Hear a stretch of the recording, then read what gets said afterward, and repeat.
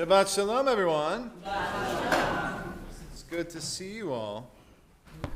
There's a popular internet video, specifically on the app called TikTok, and it has surged in popularity recently. And before I continue, I should say that I have not verified if it is true or not. So take the following anecdote with a grain of salt. But it shows a man using a cotton swab to get a saliva sample from his bearded dragon. These are desert lizards. They're now pretty common in the pet trade. Anyway, after he swabs the bearded dragon's mouth, he puts the cotton swab, which you find out is technically a DNA sample, and he puts it into a box marked 23andMe. Supposedly, he sends it off to be tested. Now, according to the video, which as I mentioned earlier, I have not verified, according to the video, supposedly when he got back the DNA results for this critter, the lizard's DNA confirmed that he was in fact 51.3% Ashkenazi Jewish. So, Mazel Tov to him. Now, if this makes you uncomfortable, don't worry. Apparently, he's also 48.1% Western Asian. Okay, maybe this makes this video way more suspicious. I'm not sure. There's a part of me that wants to call shenanigans on this whole situation.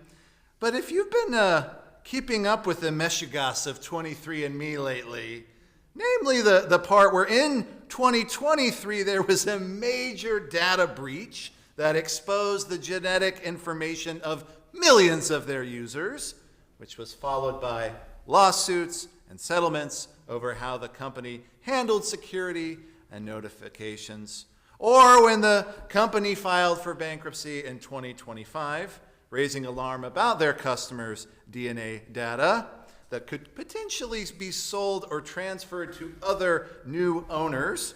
If you've been keeping up with all that craziness, maybe this bearded dragon anecdote is not so surprising after all. Perhaps the reason I am so interested in this story is because, as much as I hate to admit it, I myself sent a DNA sample to 23andMe several years ago. I wanted to see if I had any Jewish DNA. Now, friends, I would assume by now that most people here this evening know that I converted to Judaism. But if you didn't, shalom. I didn't really need to prove my Jewishness to myself or to anybody, really. I mean, after all, I'm literally a rabbi. Curiosity got the better of me, and I decided, maybe I should just have my good old spit analyzed. So I spit in the tube and I sent it off. At the time, my best friend, Rabbi Sam Rotenberg, he really cautioned me against doing this. It was weird. It was as if he was offended on behalf of converts everywhere. He told me things that I already knew. He said, Jonathan, DNA doesn't prove or disprove one's Jewish identity. And he said that God doesn't care what numbers I get back on a 23andMe report. So I listened to Sam, but I did it anyway. I ignored a rabbi's advice. See, I'm Jewish after all. And a few weeks later, I got my DNA report back. And I am happy to report that, drumroll please, I am 0.0% Ashkenazi Jewish. Now, what I think is really funny about all of this, if we look at the data, it means that technically a lizard is 51% more Jewish than your rabbi. I hope you can tell that I'm mostly joking around tonight, but I think the sentiment here is real. Sometimes we feel as if we aren't Jewish enough, especially as we approach Passover, this feeling starts to infiltrate our minds. I think it's rooted in Jewish guilt. We navigate the aisles at H-E-B, looking for what's kosher for Passover and what's not. And sometimes, even for me, this is very, very confusing. We pull stuff off the shelves, look at the ingredients. Does mustard have to be kosher for Passover? Yes. You go and you look. There's your answer. I go to the ice cream aisle, and can this delicious ice cream that's terrible for me, is that kosher for Passover? And then you hear about people that are way more ahead of you in their Passover cleaning. One guy told me the other day, he said, yeah, I cleaned my whole house and I vacuumed out my car too.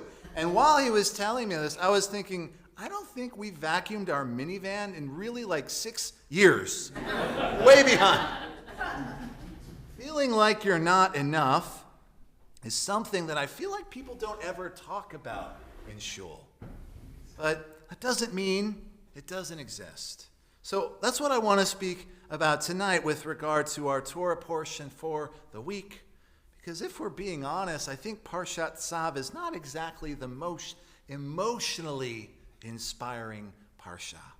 Now keep in mind, because this is the second parsha of the book of Vayikra, of Leviticus, it has a lot of details, a lot of procedures, a lot of instructions about offerings, fire, garments, and who does what, when, where, and how.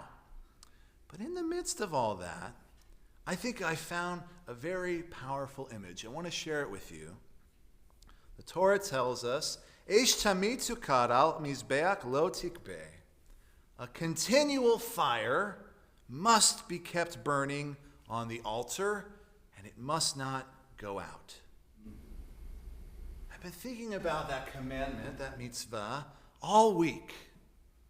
What the words say, but perhaps more importantly, what the words don't say. Notice, Hashem didn't tell our ancestors that this fire had to be perfect. God didn't tell them that it had to be the biggest or the most beautiful or the most TikTok-worthy fire. God just said, keep the flame going. And maybe, dear friends, just maybe that's what Passover is really asking of all of us.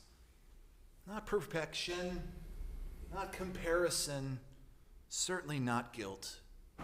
Just the wherewithal to keep the flame of our tradition going, even if we're feeling less than.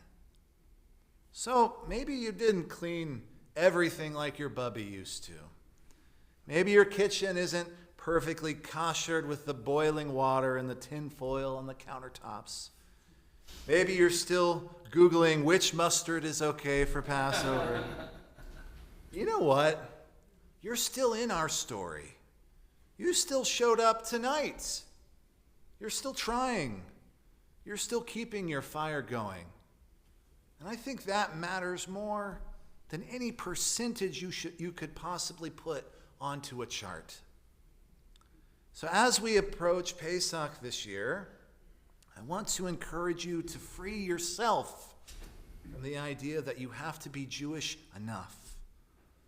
You don't need a DNA test, you don't need perfection, and you certainly don't need to compete with the dude that vacuumed out his car already. You've got time. All you need is to just keep your fire burning. At the end of the day, dear friends, if a bearded dragon can be 51% Jewish, and your rabbi can be apparently 0% Jewish, then maybe being Jewish was never about percentages in the first place. So in conclusion, I have just one last thing to say. If that lizard is really more Jewish than me, then I hope he's ready to help me kosher the synagogue's kitchen next week. Shabbat shalom.